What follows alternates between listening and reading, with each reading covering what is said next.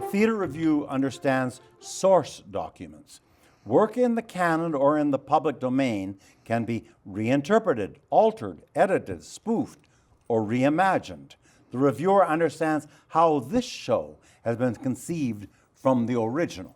And that was, as you were saying, with the Christie estate, they're very specific that you do her plays as written. It says that right at the beginning of the script when you got it, in big, bold letters, you do the play as written. Yes, there are certain things that her characters say that because it was in the 30s or 40s or 50s, that today is sensitive.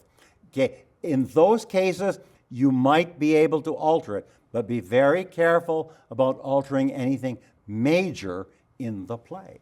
And that's very, very true. Yeah, and I think as critics, we know when things have been reinterpreted or altered or edited or spoofed or reimagined, and also when it's maybe against copyright. Yes, and you roll your eyes and you go, we know that you didn't get permission to do this. Yes. Please, yes, absolutely.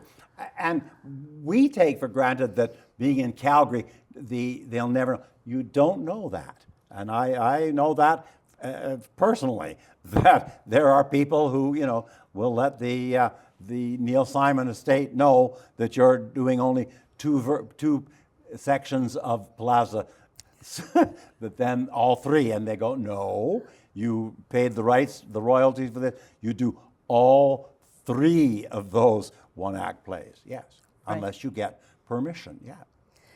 And sometimes I think other people don't understand what the original piece was, so that when the adaptation comes along, they think that that's the first one. That's yes. The first time, right? And I mean, poor Shakespeare is the one yes. who suffers the most with this. People try, and I think that's great, is that we find different ways of attacking Shakespeare.